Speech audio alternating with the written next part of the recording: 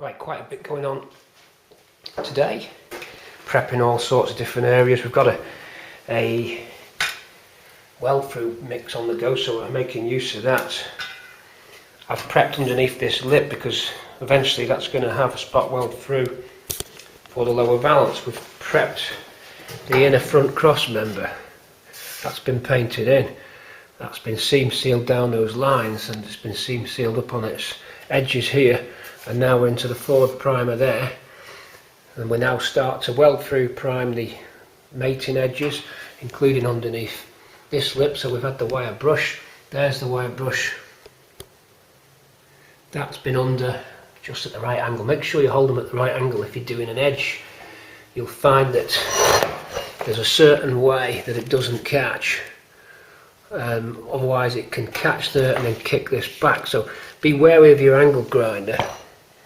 This is for the home restorers. The pros already know all this, but don't forget our audience is mixed. It's there's a lot of professionals who watch who often give me tips because I'm an amateur, I'm learning, and they've been doing it all their lives. See, we're just the hobbyists. So for the hobbyists out there, you're on my level, learn as you go and take advice from your elders and your more experienced guys, which we appreciate. I know it might be frustrating for you time served guys out there watching me do this, because you might think that's not how you do it in certain situations, and hopefully in some I can show you things that maybe you didn't do. Probably not as often as the other way around, but still. Not professing to know everything, I'm simply trying to do a quality job within my capabilities and learning as we go. Learning is the most exciting part. Stuff like welding, for example, how we've learned about weld penetration and just improving our welding techniques by adjusting the wire speed, the gas flow and the current setting on the welder. It's all good learning stuff. I've never been taught, so you're self-teaching. Okay, so that's what it's all about. Now remember, we've discussed these brackets. Let's have a look.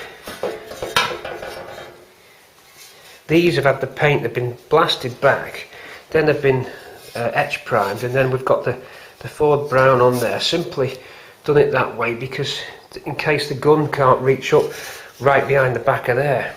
So I want it in the factory colour. I don't want it in the body colour. I'm not worried about putting it in the body colour.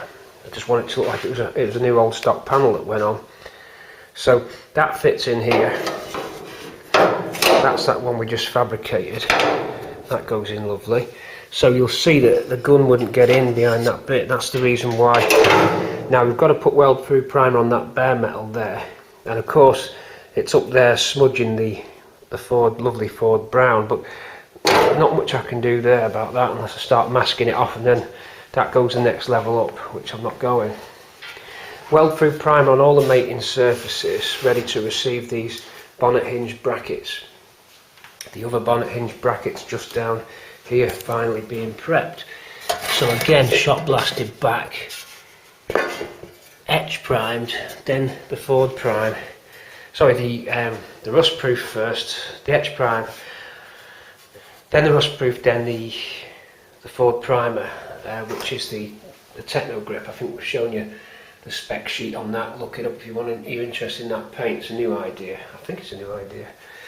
Okay, you can colour match that to what you want, and it gets a good finish. It'll go straight onto shot blasted metal, but it's best etch priming if you've got smooth metal. It needs a key. Once it's got a key, it's good stuff. It's hard to get off. So we do that there, nicely done, and then we run this along that bottom edge. Then to use up our primer, weld through, apply it to all those faces. This panel's not quite going on just yet because we've got to paint the inside faces of it, and I'm out of etch prime. That panel's nice and smooth, it's not shot blasted, so it needs etching. Alright, so that's where we are. We're going to just juggle the jobs. I think now's the time to get the hinge bracket on. Now it's been prepped and positioned correctly, and I've used these pilot holes so that it comes through here. Okay, the rest of the holes have got skim fill over. I should have probably done that all later on. in position there, and then that'll line up our holes here. You'll see them there, so we can now plug weld in, and that'll grip that, and that means we don't have to sand from the inside, because you don't want to be trying to get your plug welds in. That side's a bit harder to get in with a plug weld, and then having to dress the weld back.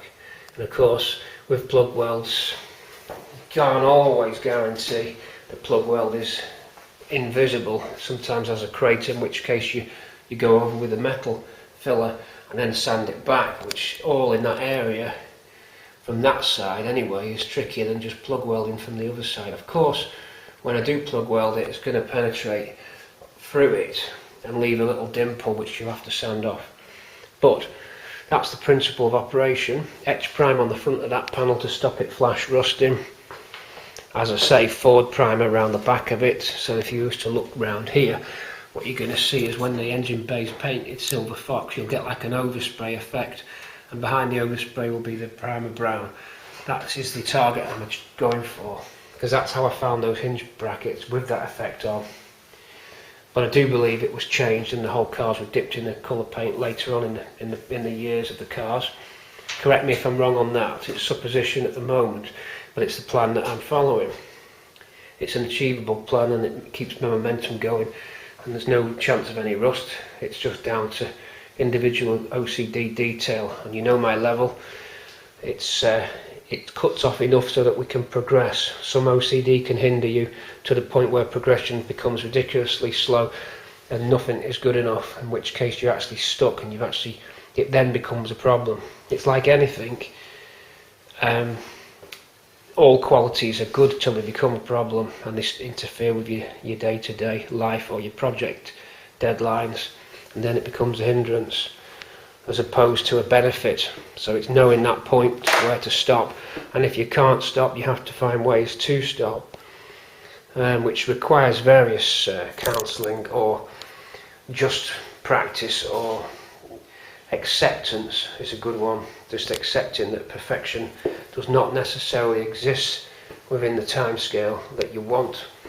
Unfortunately, if we lived on this planet for a finite time, then it would be irrelevant, and you could spend infinitum on an item. That didn't mean to rhyme, by the way. But we can't, we're only here for X amount of time.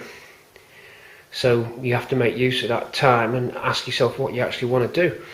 And for me, what I want to do is have a neat, tidy car that I can drive in the next couple of years, and then for the next 10 years or more, enjoy it. I will rotate my cars, so this will get use. If you averaged it out, it would equate to probably 10 years of use, because I'm looking at another 30 years of driving, I hope. But then again, you have to also think of the classic car situation, and we will actually ban us from the roads at some point. 30 years is a long time in the future. A hell of a lot will change in that time. So my short-term window's the next 10 years before cars completely change. Who knows what's out there in the future? I don't know. Bit of philosophy there as we just break. Let's get back to business. That was enough rambling. Some people actually like a bit of introspective stuff. Others just want quick hits. Others are just looking for hardcore welding. Some people like the narration, some people like the commentary as I go, so I'm giving you a mixed bag. Some people like the dramatics and the humour, others just want you to get right on with it. I get a mixture of comments from get on with it to really love the narration, really love the comedy, stop fooling around with what you're doing, etc. You get a mixed bag, and I look at all the comments and take them on board, apart from ones which just get deleted by our admin team. I don't even get to see those. But on the whole, we like to give you a mixture of stuff. Right, off we go. Welding on that hinge bracket. I've measured it, by the way, and it's the correct distance from the bolt holes to the front slam panel by comparing that with plenty of other cars. So it's in the right position now, and also, more importantly, your 14 centres on your bolt captive spire nuts, or whatever they're called, not spire nuts, slidey in things that the torque screws go into. 14 between your holes, 14, so that the wing's going to land on it. And then double check that hinge bracket bolt. I'll pick the first one with a tape measure along to the front where it hits the middle of this imprint. 68 I believe it was, 67.8 on Swampy, 67.9 on Ruby, 68.5 on TC. I think that's what the distances I got. I'm going to double check that, hold on, because I think they were all virtually the same. Hold on, let me just remap. From front bolt hole to corner, 68 to the peak of that corner piece, and bear in mind that's all been changed, so I'm nicely within spec, which I'm really pleased about. Okay, let's move on. Okay, I've got those measurements in. 67.5 all cars, Swampy 67.6, Ruby 67.5, TC 67.5, almost 0.6 on TC, so they're all within the Ford spec of 2 mil. Okay, so that's good, so we know we're right. We don't want them hinge pins too far forward, although there's so much adjustment in the hinge plate it probably wouldn't have made any difference. More importantly, the wing mount bolts are 14 centered, and that's 67.5 to the front. Now my slam panel did adjust, but it just shows that it went in right, because if you knew, we cutted a nose cone into this. We cut a nose cone in, so everything landed right. Welder's coming on then. We've done enough talking. Welder's moving now for sure. Here we go. Welder bracket.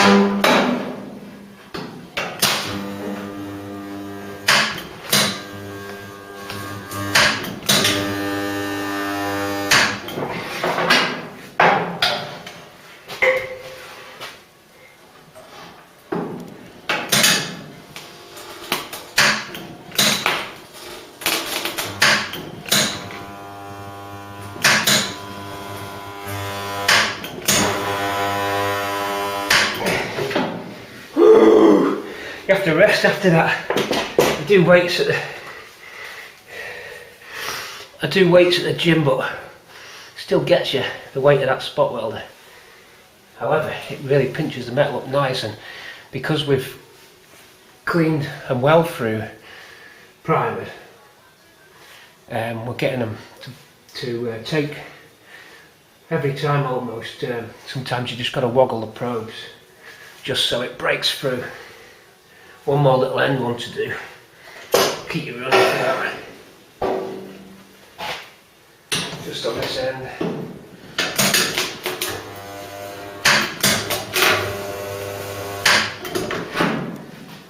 You can tell when it's going because the noise, the induction sound of the transformer changes. It goes to a deeper noise. If you hear a kind of half cycle noise or not as deep, it's only getting a little bit through. Okay. So lonely, so lonely, so lonely, so lonely.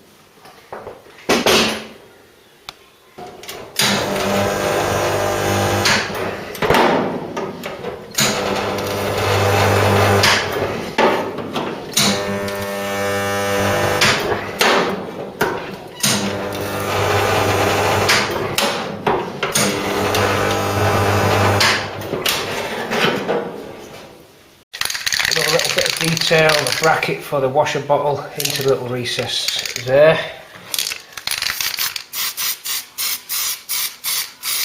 Etch prime first. Clean off that tab, weld through primer up there. Probably spot weld that on. I've got a spot welder in, so we'll maybe do that now. Well, I've got the spot welder active.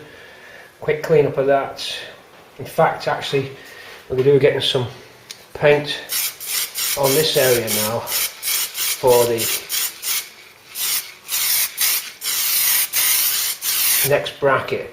Now I've just sanded that back. There's a little fill up the line where that weld line is. It didn't need much, but we just did it anyway, so if you look up you're not going to see the repair panel seam line. Really that wants scotch padding down. Now we'll put the brown primer in this corner. That completes that corner, including the back of this bracket. So we'll do that. We're going to mix on now, paint mix on. Little paint goes on to keep the rust at bay on any of them new panels. And now the paint onto that side of that hinge bracket, which now brings us nicely in, and then we do this side now with a spot welder. Weld through primer at the back, clean back to bare metal, painted before the hinge went on, so that you've got paint at the back of it, both sides and right in the corners, just in case the paint shop can't get the silver into that far corner with a gun. At least it'll have that, as I say, the factory finish. Just lining it up, going off 14 centres, double checking, 56 on the 4, no problem there. Bit of seam sealer has gone in behind this. Let's pull it off and show you. Actually I can't, because I've set that up now for the position. Seam sealer bead went in, yes you can, there you go.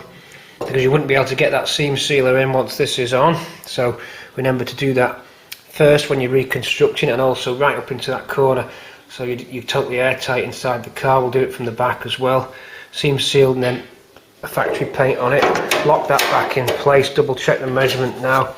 I'm going for 56 from here on the 4 lots of 14, and double checking the 14's there.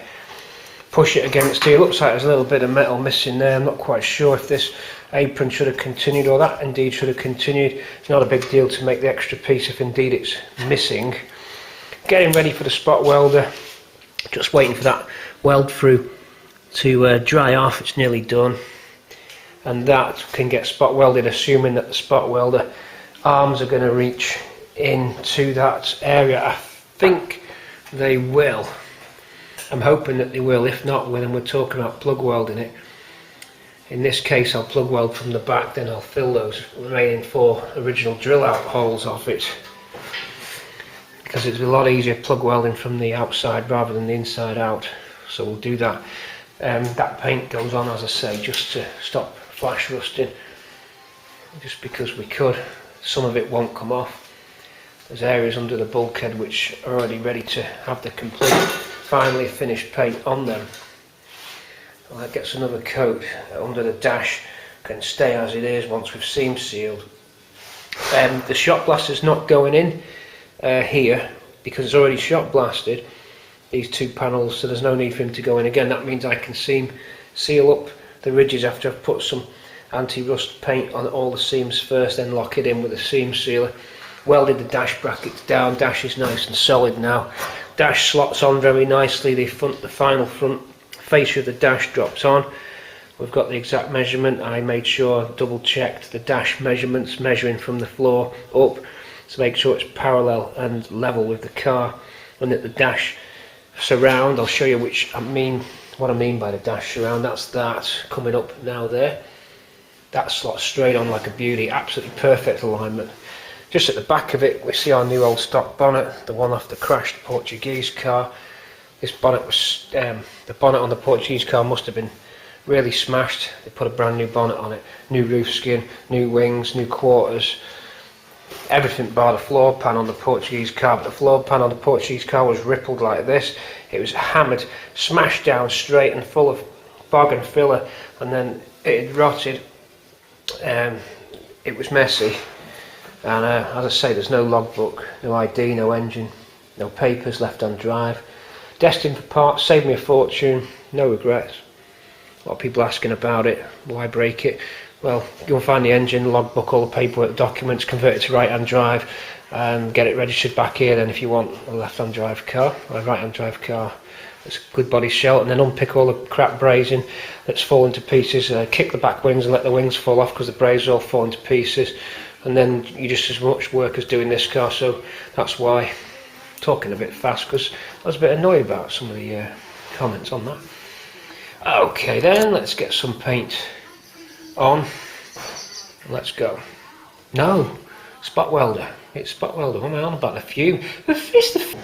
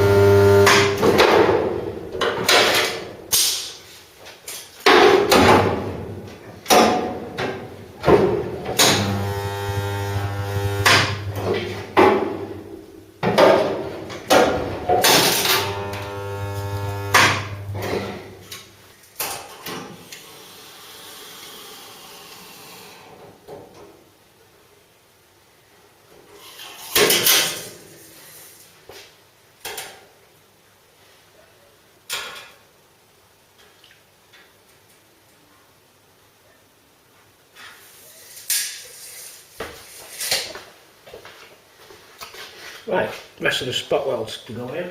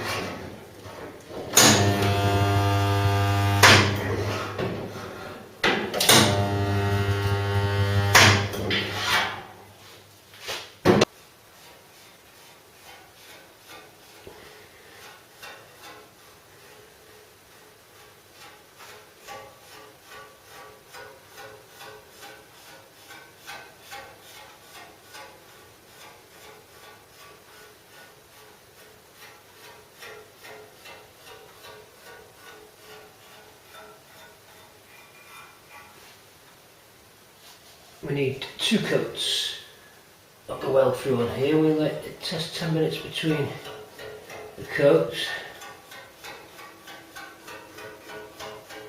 Lower edge of the front cross member. We've done the front lower valves. I'll show you that in a sec. What we've done here, all the mating surfaces, get the weld through.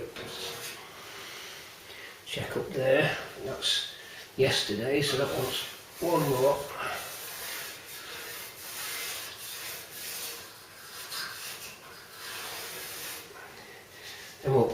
some rust treatment in it as well, and in a troll, so there'll be plenty on this very vulnerable front end. These will always catch the rust. We should be okay there now. Take you across to the panel, I'll show you that.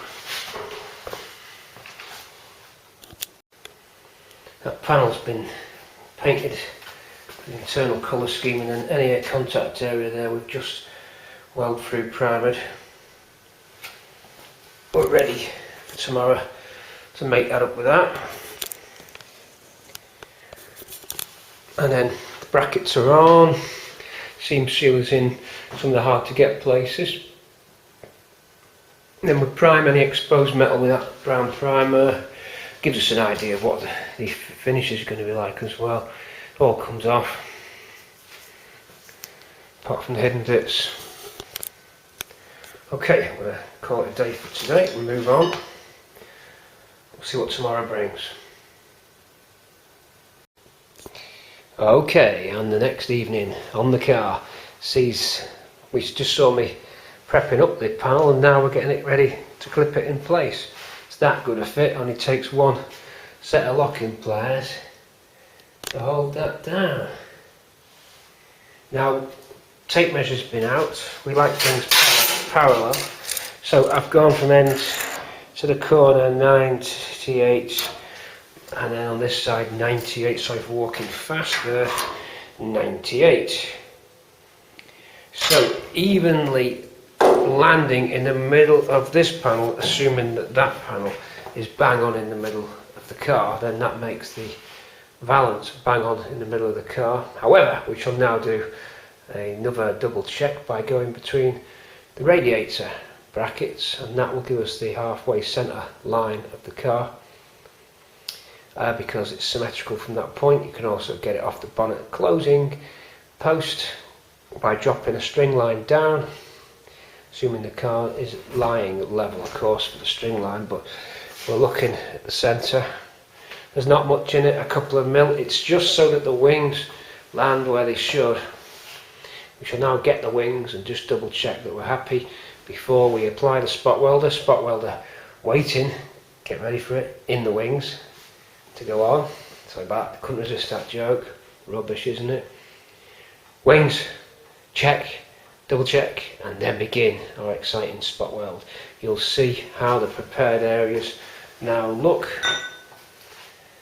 Weld through primer on all them faces. See how that stripe one lands exactly on that lower there, that curly bracket.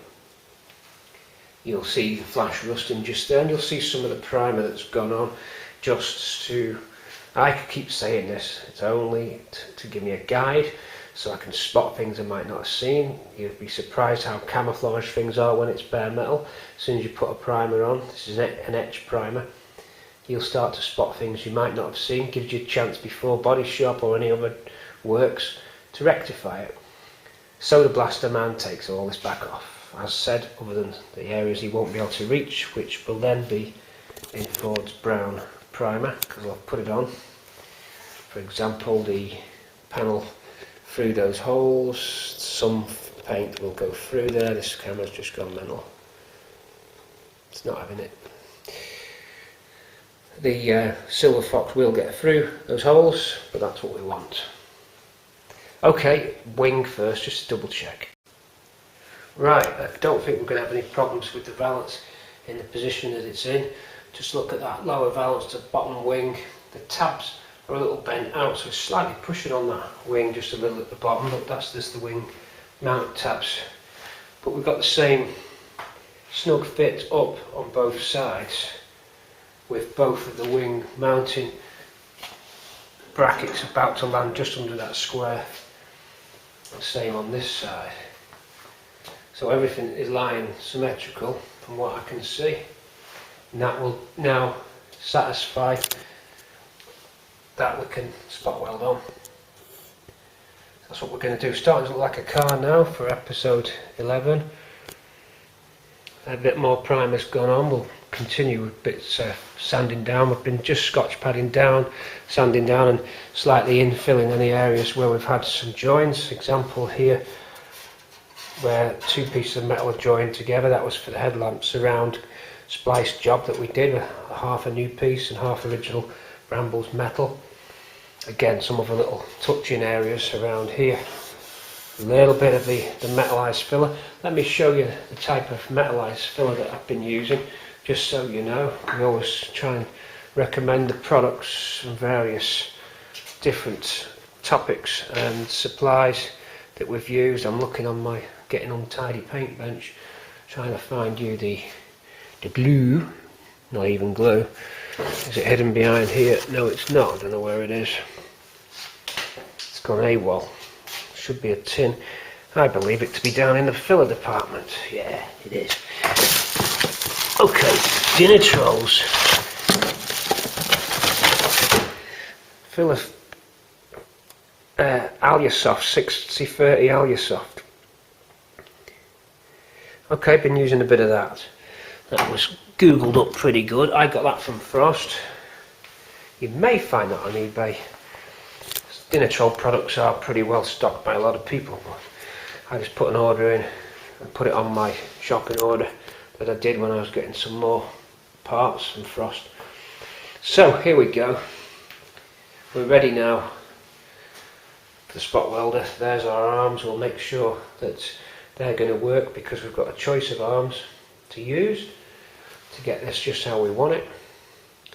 We can strike up some welds with even the wings on. There's no need to take them back off. I'll clip the wings on so they don't fall on my head, and we'll get onto this now. In fact, actually, it's easy with the wings off because I'm going to be going from the back. Wings back off again then, and then spot weld begins. You go on the tripod, you'll join me. Slightly higher view for you, looking down on the tripod, and let's enjoy this spot welding experience. And that's going to be the last panel on the front end of the car. We'll put some primer on it, flat that down first, then just put the brown on. The Technigrip will go on just to stop any flash rusting, and then we're off, we're done. We start moving backwards. So we've gone from the front in episode 1, slowly pushed you back. We had to rebound where we went to the bulkhead, then rebounded back into the bay again, but that's good. We're kind of like ping-ponging backwards and forwards, and then you get closer and closer, and hey presto, you got yourself almost finished front end. We could lay the bonnet on if we want and have a look at get a feel for everything. We've had the bonnet on before when we're doing the scuttle panel, so I'll get on with it. Okay, I'm ready for this exciting part. I do enjoy that spot welder, and it's been a long time coming, of course. So clamped in the middle there. Got myself a light. See how progress is going. I'm going to make the first attempt with a spot welder. With plenty of metal to go with, we need to get quite far back. Let's try one in the middle of our existing spot welds.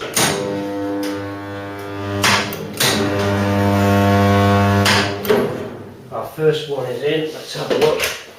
Make sure it's what we want. Yes, it is. That's good. There's plenty of metal to go with there. Round the other side. So I've got to get in front of the screen.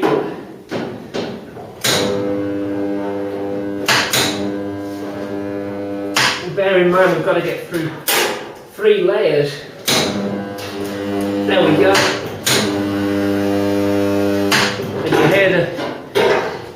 Did you hear the noise change? That's when it's got through, because it draws more current and you get a deeper sound, you know. And that's when it's actually fusing through and the current's fully passing. Without further ado,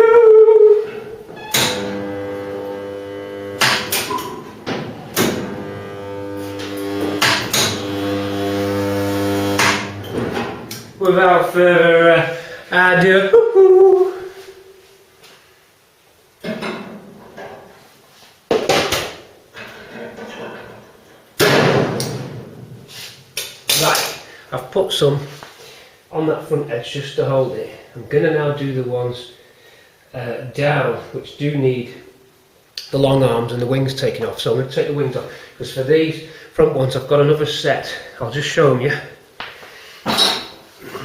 This set. These are better suited for this bit. There's just a little bit more clearance, so we'll swap those, but that's held it. Now I'll take the wings off, and we shall go using the long arms while they're still connected, because we need the long arms for these runners down here, these ones there. Come on over to my place. Now these will be a little bit easier because they aren't triple skin like the front valance is. You can see why we need the long arms now. Look, see, you get right in there, very juicy. Oh yeah, that's good. Oh yeah.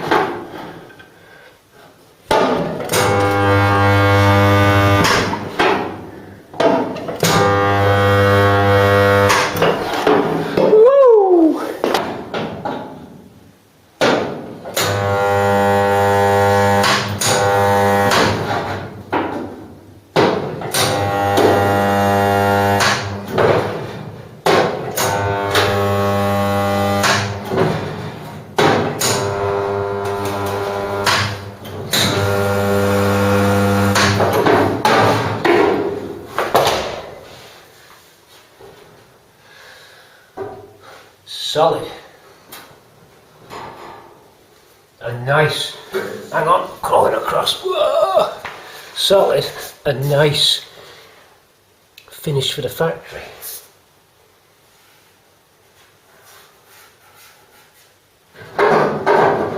Ping as it falls off, whole spot weld snap. Okay, so we'll go across to the other side. Have a little break, please. I've been on this car for 10 weeks. Great, good that. I'll go across the other side with the long arms. Do you want to see that go on as well? Ping, ping, ping. I'll leave this camera in this angle. You have a look. I'll go under there. You have a look.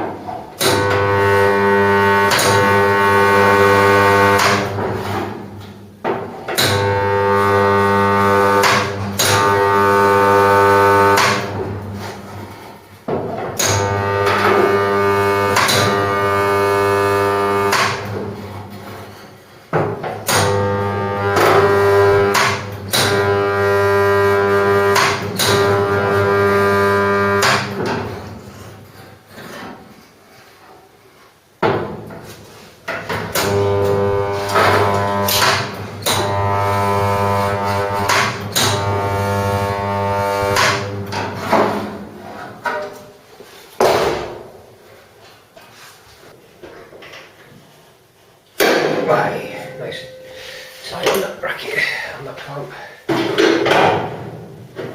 Get in here.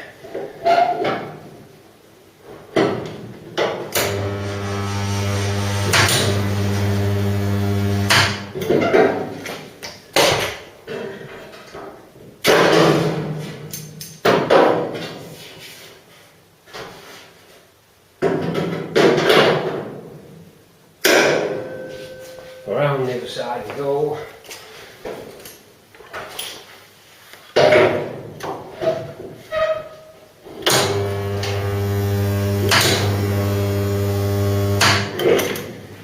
Just going to turn the timer up a little bit because I don't have to do a double. You can adjust the duration that the spot welder runs for.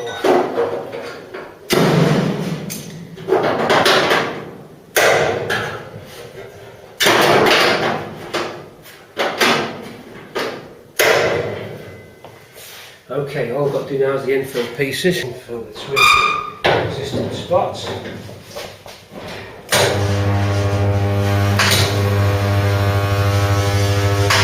It's better on the timer.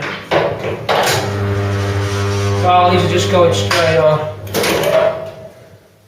Hell, these are just going straight on, nice.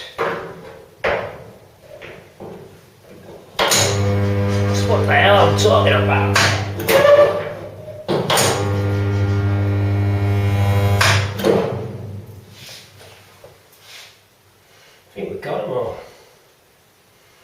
I don't even think there's any more.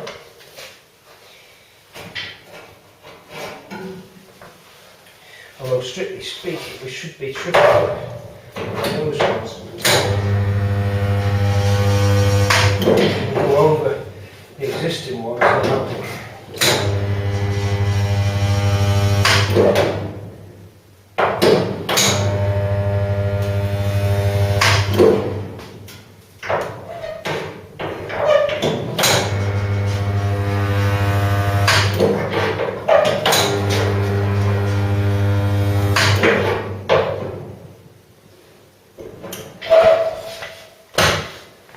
Down.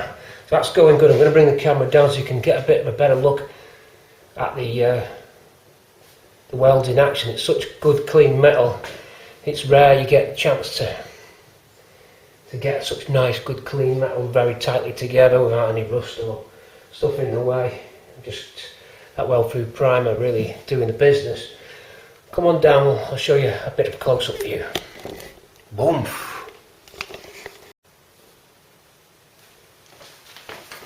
So you'll see the old spot welds, which when we're on just the front two panels. So let's go right through all three now.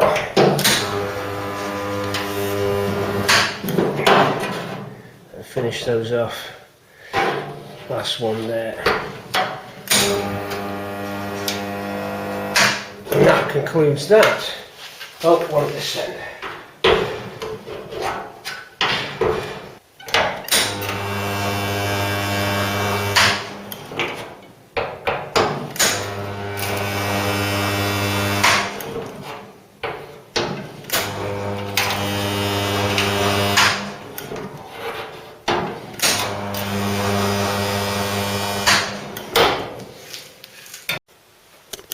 And that concludes the spot welds.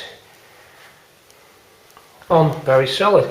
Going to look good when the paint's on there. Looks just like the factory finish. We didn't count them, by the way. We don't go quite that far, although it's tempting to go down the dark side and start counting welds. Oh yeah. Okay, on, and then in the middle, round the back and everywhere we need it to be. A bit more prepping in the engine bay. Oops, the magnet got me again. Jobby magnet. Just a bit more flattening down, and then just get some tacky rags on there. We don't really need them. I'm just going to get the dust off, and then I'll put some of that paint on it. We'll see what it looks like. Gives me a guide idea, and we'll call it a day for this episode. I think that might be the end of 11. We hope you had a good time. What a great way to finish for you on 11. I think that's good. We can now start thinking about the floor pans. So how about we do the floor pans in episode 12, guys and girls? What do you say? If you're up for it, let me know, and we'll start getting the floor pans in and start pushing back into the midsection of the car. A few little tidy up bits around here. We've got some 8-panel repairs to do, but don't you worry, the panels are in stock. We're going to do a little join there. We've got a little bit of repair bottom of that kick panel there. Inner sills, outer sills, floor pans. Do you know what? I don't think it'll be as complicated as this whole front end that we've built. I think we should make good progress in the floor section. We'll leave the roof till a little bit later on. There's lots to do with the roof. Sneak preview of the roof if you want. It's bad. It's crusty. It's gone. We get a new one. There's naught going on there. There's naught second out. Okay.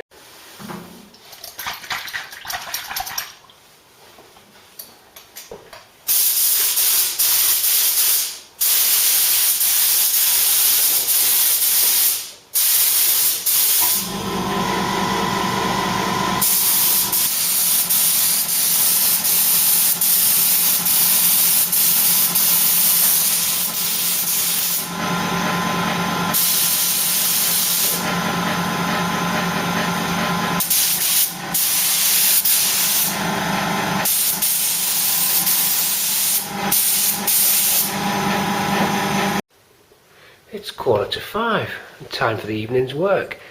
Viewers will be pleased to know the motorcraft clock has been repaired for episode 11 due to popular request. Now, trying to remember the person who pointed it out. One kind gentleman on YouTube needed a little repair. little wire soldered across. Now what had happened is the battery in the past, wherever this was from, has corroded, then ate through one of the contacts. So we've salvaged a little bit of the contact strip and just reseated it. Then where it used to connect to the board, soldered a hard wire on, and we're now ticking. I do like the way that ticks. I don't know about you, but clock lovers out there, clock aficionados, what is the principle of operation? We've got a magnetic coil which will be pulsing, electromagnetic coil, and then magnets attached to that. There'll be a name for that wheel. It's not a flywheel, but it'll have a name in clock terms. So if you pulse that magnet, that electromagnet, it's going to bring those magnets closer. Then it's on a spring, so it returns back. So something's generating the pulse. Could be a crystal that's doing that. And we have some discrete components mounted in the top left corner. The rest of it's clockwork, so there's not a lot of electronics in there. Enough to make perfect timekeeping. Manufactured by Heinrich Wallenstein in Leverkusen. They've even got a telex number if you're really interested in getting in touch with them guys for your clock inquiries. Just kidding. Give Henry a call. Help me to mount the clock back on the wall. To mount clock back on wall, give Henry Wolfenstein a call. Do you know what? I'm gonna have to hold on a minute. Whoa! With one hand. Jeremy approves of the situation. On with business. Guess what's arrived? We told you it'd happen. The floor pans are in stock. This one's been run over, but don't worry, we've bashed it back out. We've got two express early model floor pans to go in. So we're going to now start making the appropriate cuts. As well as that, we've got wings. These are just some wings which I'm not going to actually be using. Someone's done repairs. That's not a good repair, is it? Yeah, a couple of wings to help us with trial fitting the bonnet. Hanging up is the bonnet hinge, and just so that you've got a pair, we've shot blasted the bonnet hinges. So we get them and we make sure that bonnet is lining up, and then we can, oh, there's an aerial, and then we can just check and do the final fitting screw holes for the wings. And we're going to put the doors on as well, so it all goes in one operation. But before we do, we're just getting in that area. There's other jobs to do. Nothing to stop the door going on. This A-pillar is strong enough to support it. The doors are fully stripped, so quite light. It's just to give me an idea of where this stands in terms of its panel gapping and coach line alignment compared to other cars that I've done, so that I know what I'm up against. Just a mock trial fit using the wings in their existing position, so that we can't deviate from the plan once these back wings have been taken off. Now I must admit, these wings are crash repair wings, or at least one side was. No, it's not this side. Original factory spot welds there. This side's good. The other side's been messed with in its crash. If you look back on early Bramble films, you will see when we're stripping this car ready for this episode, the Project Bramble episode, just in a few prequel films, you see us investigating, and indeed it could be on one of the stripped down films, Project Bramble stripped down, you'll see that we find a part sticker attached to the inside of the wing which hadn't been peeled off. The part stickers wouldn't normally be on the wings on the production line. Only when they go into stores do they get the stickers put on, so that meant that the wing had been replaced. So that wing is open for interpretation in terms of a factory panel lineup, but then again you're talking about matching up these coach lines, in particular this coach line, and really it's best to start from the back when you do your alignment, because you've got a lot more adjustment. Your back isn't going anywhere, so really the back dictates the coach line, which eventually ends up down here forming our Coke bottle shape. We have adjustment aft and fore on the wing, but we're pretty much set in stone around this area, pretty much set when we come down to hit the front lower bib or valance.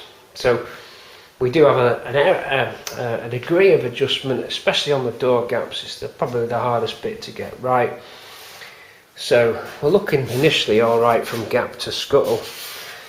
So really all I want to do is just make sure that I know what I'm up against with the rough alignment first of the panels, to see if I've got a tough time ahead or not. We may be lucky in that when the bonnet goes on, the wings are screwed up and the door's bolted on, albeit temporary mind, don't forget that, we might find that when we put a bit of guide paint on that we're almost straight away in. You never know, forgetting it's only a 2-door, so we've only got 2 lots of gapping to do as opposed to 4 lots of gapping, or 3 lots of gapping, sorry, on a 4-door. 1, 2, or is it 4? No, 1, 2, 3 lots of gapping as opposed to 2. 1 extra door would give, I'm a bit confused, help me out here. No, it's 4 lots of gapping because of the B pillar. Whoa, 1, 2, yeah, 4 lots of gapping versus 2 lots of gapping, half as much. So only got this gap and the wing gap to worry about. It could be a little bit easier. Whilst that's going on and we're processing that in our mind, we're also beginning to make plans to work out where the floor pans are going to fit. It looks like they've made it so it goes underneath the bottom of that lower bulkhead piece, which is why I didn't weld it, so I can slot that under. Cross member's in the way, but we're ready now to remove the cross member. It's going to get cut out, so's the back one, and then they get replaced later on, either like for like or with new pieces. We have been resupplied with our original piece, which went out to Tony, the drunken car restorer at home, who didn't need it and kindly returned back to base with that piece, so that could be shot blasted and fitted onto here if we don't want to use Bramble. So Brambles is still salvageable. We shall make a call on that soon. In the meantime, I'm going to see just about where I've got to cut this floor pan. So a number of jobs being juggled around in 11, carrying on. Let me just move a few things around now. Oh. Before I start work and remove that cross member there, which we're going to do any second now, we're going to get the LED light on it. We've just scrubbed up the faces of the metal. I'll just turn my torch away so you can see the reflections a bit better. Straight on it overexposes for you at home.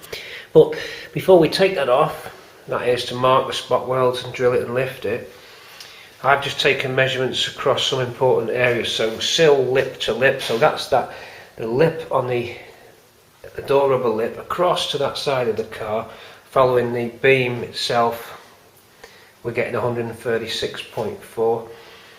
We also take measurements of the door aperture, giving us 88 lip to lip, and across 112 lip to lip on that side.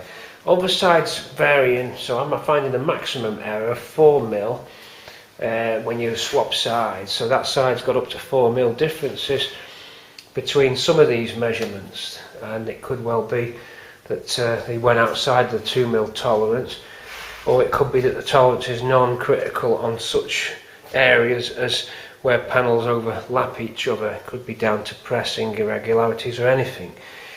But I would say that the critical measurements certainly would be, for door closing stuff, would be these 2 pillars here.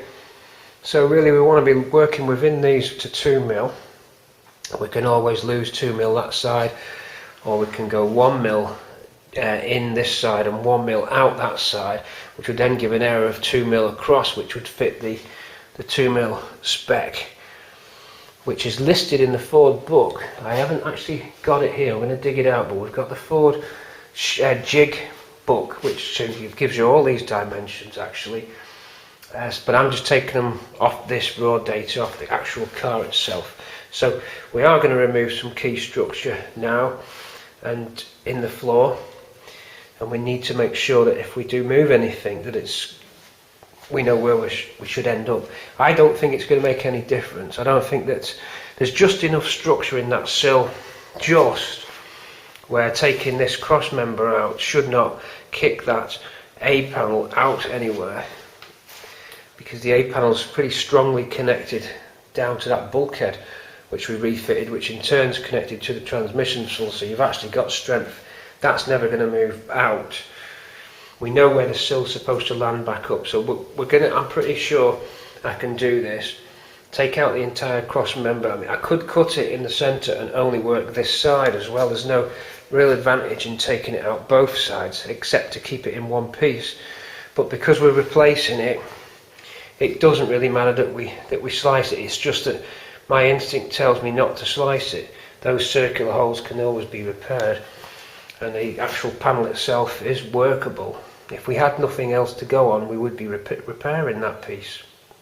It's a difficult one for me to make a decision on whether or not I repair it or use the donor piece.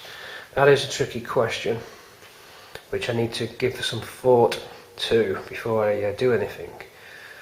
I would say to remove the entire piece in one go. I think that it's just more professional than slicing it there, because you might want to use this particular piece to place back in position. There could be even an error between the two that's come off another car. You just don't know. If I take this exact one off, all the pilot locating holes I'm about to drill will be our reference point, so it'll be a bit of a measuring device too, whereas the other one won't have the same index point in terms of where the spot welders are.